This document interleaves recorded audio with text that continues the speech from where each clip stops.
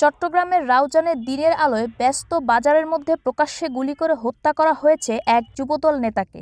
CCTV ফুটেজে ধরা পড়েছে সেই পুরো ঘটনাটি। অস্ত্র হাতে কয়েকজন সন্ত্রাসী বাজারে এসে খুব কাছ থেকে গুলি চালিয়ে মৃত্যু নিশ্চিত করে চলে যায় সন্ত্রাসী।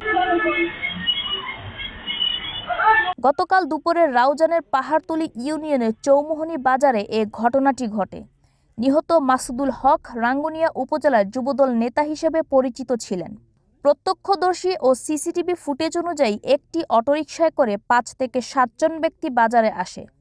এরপর একটি ওষুধের দোকানের সামনে দাঁড়িয়ে থাকা মাসুদুল হককে লক্ষ্য করে কাছ থেকে গুলি চালানো হয়।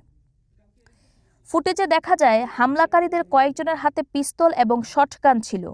গুলিবিদ্ধ হয়ে মাটিতে লুটিয়ে পড়ার পরেও তারা ঘটনাস্থলে দাঁড়িয়ে ফাঁকা গুলি ছুড়তে থাকে। এ সময় আশেপাশের লোকজনকে দোকান বন্ধ করে চলে যাওয়ার জন্য চিৎকার করতে দেখা যায় সন্ত্রাসীদের।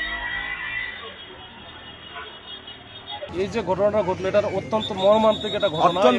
এখানে আসলে আপনাকে সান্ত্বনা দেওয়ার কোনো ভাষা আমার নাই, জানা নাই।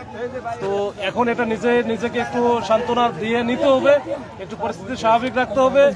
এই ঘটনার প্রেক্ষাপটে আমাদের পুলিশের পক্ষ থেকে যা যা করণীয় এটা যত দ্রুত সময়ে আমরা এটা আইডেন্টিফাই করতে চাই, এটা উদ্ধার করতে চাই। ঘটনাস্থলটি রাউজান রাঙ্গুনিয়া সার্কেলের সহকারী পুলিশ সুপার কার্যালয় থেকে মাত্র আধা কিলোমিটার দূরে।